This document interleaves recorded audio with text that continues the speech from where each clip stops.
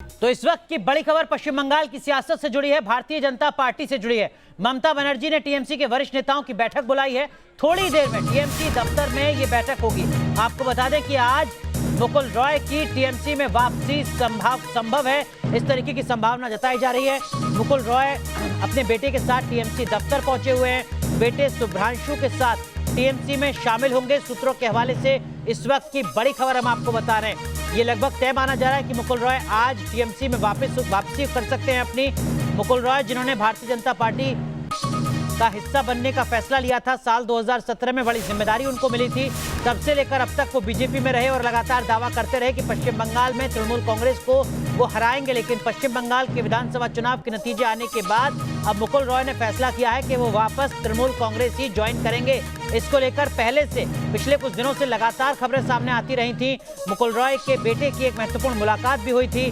तब ये कहा गया था कि अंतिम फैसला ममता बनर्जी ही लेंगी और आज ऐसा माना जा रहा है कि मुकुल रॉय को लेकर अंतिम फैसला ममता बनर्जी ने ले लिया है। यही वजह है कि मुकुल रॉय के एक बार फिर तृणमूल कांग्रेस में शामिल होने की खबरें लगातार सामने आ रही हैं। थोड़ी देर में टीएमसी में शामिल होंगे एक बार फिर मुकुल रॉय। तो देखिए मुकुल रॉय दरअसल में हैं कौन, ये हम आपको बता दें। पश्चिम बंगाल में बीजेपी के अहम रणनीतिकार रहे हैं मुकुल रॉय। मुकुल रॉय की वजह से कई टीएमसी नेता भारतीय जनता पार्टी में आए। लगातार टीएमसी को कमजोर करने की कोशिश मुकुल रॉय ने की, जिसमें वो सफल होते रहे। मुकुल के जाने से अब कई नेता टीएमसी में वापसी कर सकते हैं। 2019 लोकसभा चुनाव में बीजेपी को बढ़त दिलाई थी पश्चिम बंगाल में, जिसका श्रेय मुकुल रॉय को भी दिया जाता है। और 2021 चुनाव की रणनीति का अहम हिस्सा मुकुल रॉय रहे, लेकिन नतीजे उस तरीके के नहीं आए जिस तरीके की उम्मीदें मुकुल रॉय या पार्टी को रही थी।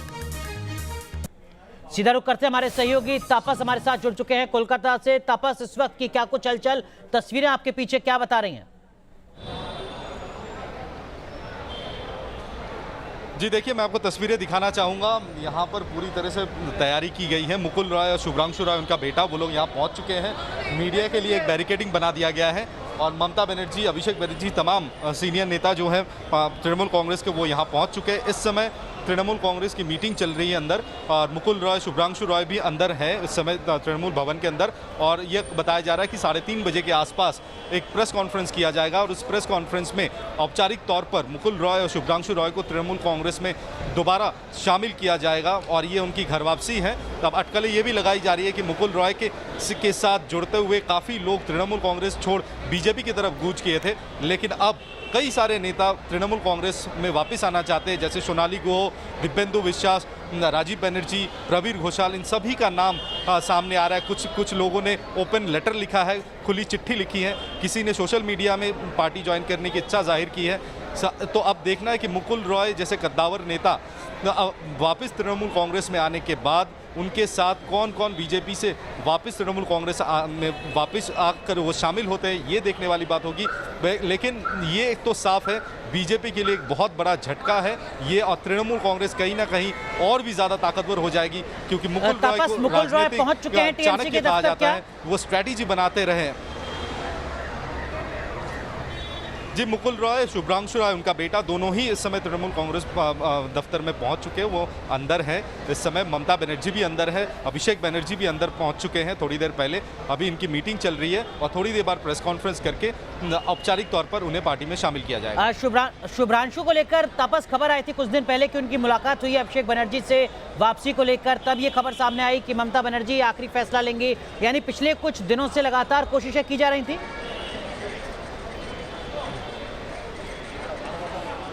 जी देखिए, शुभ्रांशु रॉय की मां यानी मुकुल रॉय की पत्नी, वो काफ़ी दिनों से बीमार है, अस्पताल में वो एडमिट है और अचानक से पिछले हफ्ते अभिषेक बनर्जी खुद अस्पताल पहुंच गए थे उनका हालचाल पूछने।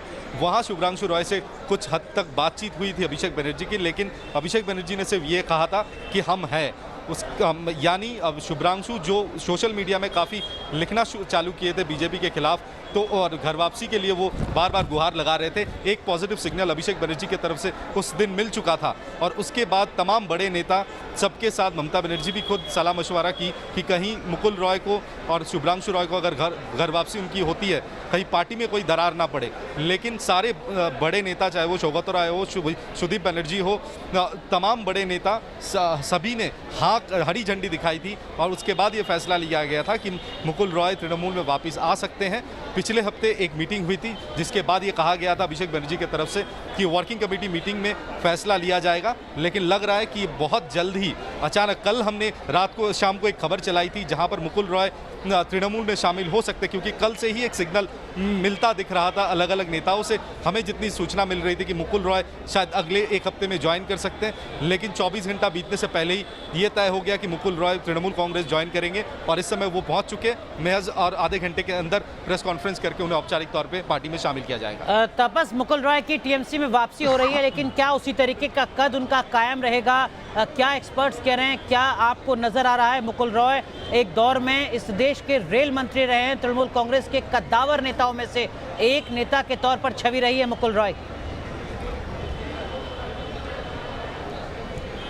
जी देखिए, निस्संदेह कि मुकुल रॉय जो है एक कद्दावर नेता है और तृणमूल कांग्रेस पार्टी का फाउंडिंग मेंबर मुकुल रॉय थे और मुकुल रॉय तृणमूल कांग्रेस को फॉर्म करने के बाद ममता बनर्जी उसके बाद पार्टी से जुड़ी थी, तो काफ़ी अहम है मुकुल रॉय का पार्टी में वापस आना। अब देखने वाली बात ये होगी उन्हें कौन सा पोजीशन दिया जाता है। जितना सूत्रों से हमें खबर मिल रहा है कि उन्हें एक टॉप पोजीशन पे ही रखा जाएगा और हालांकि वो 7 साल से बीजेपी में थे, तो बीजेपी का अंदरूनी जो फंक्शनिंग है वो भी उनको बाकायदा बहुत अच्छी तरह मालूम है। इस समय प्रिंसिपल ओपोनेंट अगर कहे, विरोधी दल कहे, तो वो बीजेपी है राज्य में। तो मुकुल रॉय का बीजेपी से वापस तृणमूल कांग्रेस में आना और उनका जो तजुर्बा रहा है बीजेपी में, वो निस्संदेह से ममता बनर्जी के लिए और तृणमूल कांग्रेस के लिए बहुत बड़ी एक सफलता होगी स्ट्रैटेजिक चॉकआउट करने के लिए, क्योंकि आने वाले दिनों में अभी म्यूनिसिपल कॉर्पोरेशन इलेक्शंस होने हैं, पंचायत इलेक्शंस होने हैं, उसके बाद लोकसभा इलेक्शंस होने हैं। तो इन तमाम इलेक्शंस में मुकुल रॉय का ये 7 साल का तजुर्बा भी तृणमूल कांग्रेस के लिए काफ़ी फायदे का रहेगा। तपस, मुकुल रॉय के बारे में कहा जाता है कि वो कैडर से बहुत बेहतर तरीके से कनेक्ट करते हैं, उनको अपने कैडर के नाम तक पता रहते हैं अलग अलग क्षेत्रों के। क्या आपको लगता है कि एक बार फिर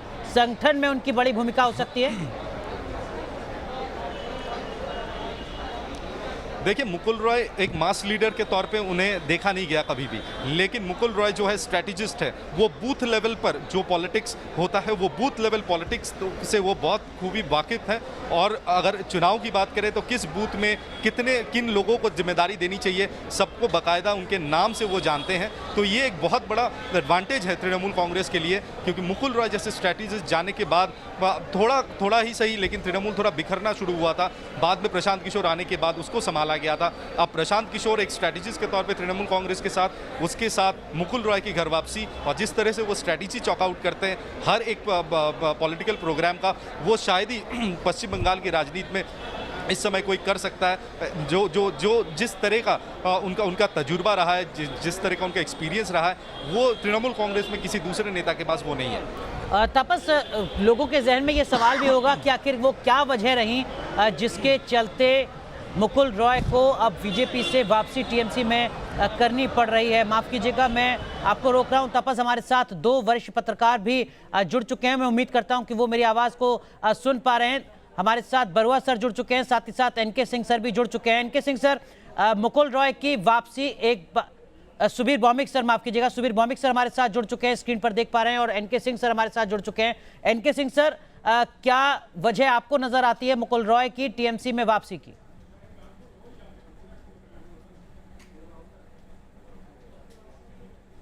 देखिए, एक बात बहुत साफ है कि बीजेपी इनको तो लेता है, लेकिन इनको जो प्रॉपर प्लेसमेंट होता है वो नहीं कर पाता। लगभग सभी का यही हाल है। अचानक एक पद देगा, लेकिन कुछ देर बाद, क्योंकि बीजेपी एक आइडियोलॉजिकल पार्टी है, उसकी आइडियोलॉजी से जो बंधे होते हैं वो 10 साल उसमें काम करते हैं। एक सेट लैंग्वेज होती है, एक सेट स्टाइल होती है। तो जो बाहर से आता है, आप बाकी छोड़िए, आप इनको देख लीजिए, झारखंड के नेताओं को। यशवंत सिन्हा आए थे तो बड़े फैन फेयर से आए थे, वित्त मंत्री तक बनाए गए, लेकिन बाद में वो लैंग्वेज, वो भाषा, वो सब कुछ अलग होती है। मुकुल रॉय इनकन्वीनियंट महसूस कर रहे थे। फिर सिंगल लीडर पार्टी का एक सबसे बड़ा दिक्कत ये है, वो ममता हो, मायावती हो, लालू यादव हो, इन सब की एक प्रॉब्लम है कि इंडिविजुअल अट्रैक्शन तो है, लेकिन ऑर्गेनाइजेशनल स्ट्रक्चर ना होने से जैसे ही इंडिविजुअल का अट्रैक्शन कम होता है, पूरे की पूरी पार्टी गिर जाती है। तो बहुत अच्छा किया ममता ने कि एक अच्छा ऑर्गेनाइजर, स्वागत राय ऐसा ऑर्गेनाइजर क्योंकि पार्टी का स्ट्रक्चर अगर ग्राउंड लेवल नहीं जाएगा तो बीजेपी को आने वाले दिनों में काउंटर करना बड़ा मुश्किल पड़ेगा। इसलिए सौगत राय का बहुत ही ज्यादा बड़ा रोल रहेगा ऑर्गेनाइजेशनल स्ट्रक्चर खड़ा करने में, एक डीप डाउन और उसमें आइडियोलॉजी डालने में। एक पर्टिकुलर आइडियोलॉजी अगर होगी तो ज्यादा दिन तक आदमी कमिटेड रहता है। बीजेपी के साथ यही फायदा है। लिहाजा उन कैडर को न केवल मारो खाओ या ये लड़ाई करो, इसकी जगह आइडियोलॉजिकली कमिट करे, ये सौगत राय बहुत अच्छा कर। मुकुल रॉय, माफ कीजिएगा इनके सर, मुकुल रॉय की वापसी की संभावना यहाँ पर लगातार सामने आ रही है। सुबीर भौमिक सर, जी मुकुल रॉय, जी सुबीर भौमिक सर, मुकुल रॉय की वापसी क्या उसी कद के साथ नजर आती है आपको टीएमसी में, जिस कद के साथ वो टीएमसी छोड़ते वक्त थे? कि मुकुल रॉय ममता बनर्जी के सबसे वरिष्ठ सेनापति रहे हैं और वो वापस भी आएंगे तो उसी जगह पे बहाल होंगे, क्योंकि मुकुल रॉय का जिस तरह से तापस बता रहे थे अपना एक बहुत बड़ा वैल्यू है। जिस तरह से वहां मोर्चा जब सत्ता में बंगाल में आए थे और इन्होंने राजनीतिक संगठन को एक state of the art level पे पहुंचाया था, प्रमोद दासगुप्ता जैसे वरिष्ठ कम्युनिस्ट लीडर जो कि कभी असेंबली में चुनाव में नहीं खड़े हुए, कभी कोई मिनिस्टर बनने का कोशिश नहीं किया, dedicated organizational man. Mukul Roy कुछ उस तरह के अंदाज के हैं, हालांकि वो चुनाव में खड़े होते हैं, जीतते भी हैं, बट ये बेसिकली बहुत जबरदस्त ऑर्गेनाइजर हैं। और ये सही कहा तापस ने कि हर जगह उनके आदमी हैं, हर जगह का एक जो पिक्चर उनको पता होता है। ठीक है, तो मुकुल रॉय की बहाली, मुकुल रॉय की वापसी उसी कद पर होगी। तापस, वही सवाल जो मैं इनके सर से समझ रहा था, ग्राउंड जीरो पर किस तरीके की तस्वीर आपको नजर आती है? आखिर क्यों बीजेपी छोड़नी पड़ी मुकुल रॉय को? हर जगह वो तो सारा देश में, यूपी के चुनाव लगभग बढ़ चुका था। एक दिलीप घोष का लॉबी, दूसरा मुकुल रॉय हालांकि बहुत करीबी माने जाते हैं कैलाश विजयवर्गीय का, लेकिन पिछले कुछ दिनों से वो एकदम साइलेंट हो गए थे। अगर आप चुनावी मौसम में देखिए, चुनाव से ठीक पहले या चुनाव के दौरान जिस तरह की भूमिका मुकुल रॉय की पिछले 2 साल में देखने को मिली थी, वो कहीं ना कहीं घटता नजर आ रहा था। और बाकी जो नेता, चाहे वो निशित प्रामाणिक हो, सौमित्र खान हो, शुभेंदु अधिकारी हो, या फिर और जितने नए नेता आए हैं, युवा नेता हैं, उनको ज़्यादा प्रायोरिटी दिया जा रहा था। मुकुल रॉय कहीं ना कहीं कॉर्नर्ड महसूस कर रहे थे और उनके करीबी किसी से उन्होंने ये भी जिक्र किया था कि उनको पार्टी के अंदर घुटन सी महसूस हो रही थी। तो वो पार्टी छोड़ना समय का इंतजार था, जो अब हो चुका है। अब लीडर ऑफ अपोजिशन का पद ना मिलना, ये एक बड़ी वजह।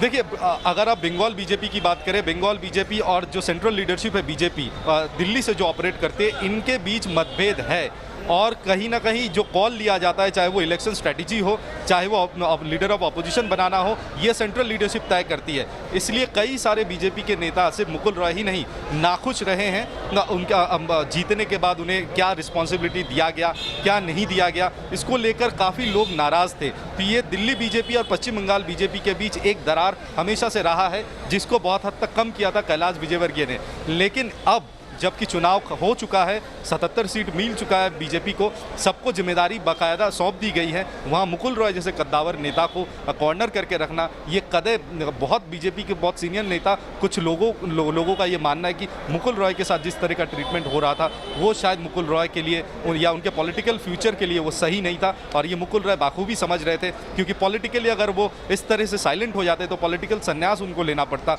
जो उनके पॉलिटिकल करियर के लिए एकदम सही नहीं है। और उनको ये बाकायदा मालूम था। और अगर आप देखें, मुकुल रॉय कभी दाव लगाती है, मुकुल रॉय को 2017 में अपनी पार्टी में शामिल किया जाता है, बड़ी जिम्मेदारी दी जाती है, 4 साल का वक्त दिया जाता है, और उसके बाद भी भारतीय जनता पार्टी का जो सबसे बड़ा सियासी लक्ष्य था पश्चिम बंगाल में कमल का खिलना, वो कमल नहीं खिल पाता है।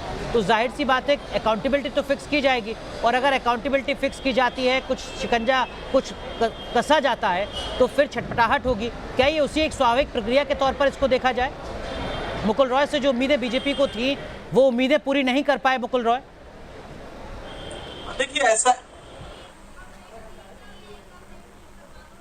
देखिए बिल्कुल सही है कि मुकुल रॉय को आप लाए थे, या सोचना चाहिए कि अगर वो मकसद पूरा नहीं होगा तो उनको देश की बाकी की तरफ निकाल दिया जाएगा या साइड लाइन कर दिया जाएगा। और पॉलिटिक्स में अगर 6 महीने आप साइड लाइन गए तो आप जनता की नजरों से भी गए, ये खतरा हमेशा बना रहता है। बीजेपी की प्रॉब्लम ये है कि किसी आइडियोलॉजी का भी स्ट्रॉन्ग है, लिहाजा वो सिर्फ सत्ता के लिए इन लोगों को देती है, इस्तेमाल करती है। लिहाजा वो सिर्फ सत्ता के लिए इन लोगों को लेती है, इस्तेमाल करती है। ये बात इनके ध्यान में आना चाहिए कि तमाम लोग जो बीजेपी में, और आपको याद करिए संघ ने इसका विरोध भी किया था शुरू में, जब ये लेने लगे यशवंत सिन्हा से लेकर तमाम लोगों को जब लाए तो काफी विरोध संघ ने किया था कि ये गलत है, आइडियोलॉजिकल प्योरिटी पार्टी में रखनी होगी। लेकिन तब कोएलिशन का एरा था और ये माना गया कि नहीं साहब, सब लोग को लाना पड़ेगा, भले ही इनडायरेक्टली लाएं या डायरेक्टली लाएं। यही प्रक्रिया आज भी आप चल रही है। अगर आप एक साल एक इलेक्शन वेट कर लेते, बीजेपी को अपने फोर्स से खड़ा होने देते, आप रातों रात तमाम लोगों को हर तीसरे दिन आप टीएमसी से तोड़ रहे हैं, लोगों को हर चौथे दिन तोड़ रहे हैं। क्या आप समझते थे कि जो आपके यहाँ कार्यकर्ता वहां है वो आपसे नाराज नहीं होगा?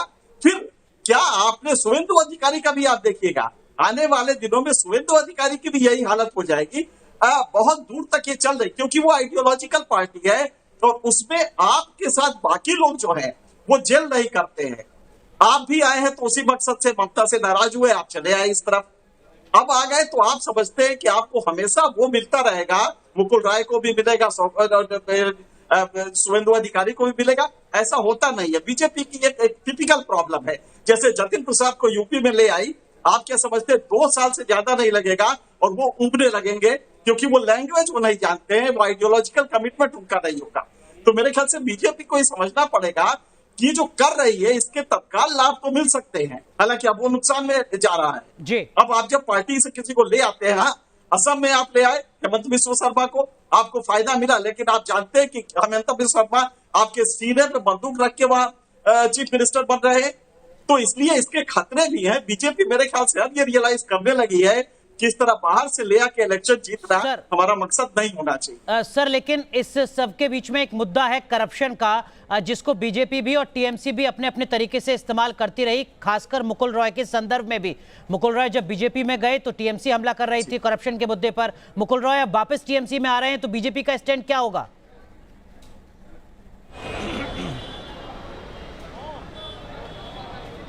बिल्कुल सही आप कह रहे हैं, बिल्कुल सही है। आज बीजेपी से पूछा जाए कि भाई जब लाए थे तो वो दूध के धोए थे, अब जब वापस चले गए तो करप्ट हो गए। ममता बनर्जी से पूछा जाए कि भाई इसी करप्ट आदमी को तुमने दोबारा क्यों लिया? जब वो बीजेपी में जा रहा था तो वो करप्ट था, लेकिन जैसे ही वो आपके यहाँ आ जाता है तो गंगा से नहा के आता है। तो ये पॉलिटिकल पार्टी का जो इस तरह का है, इसे जनता बहुत अच्छी तरह नहीं देख रही है, लेकिन वो ठगी महसूस करती है। और ये ममता के लिए भी उतना ही अप्लाई करेगा कि मुकुल राय आज तो बिल्कुल पाक साफ हो जाएंगे।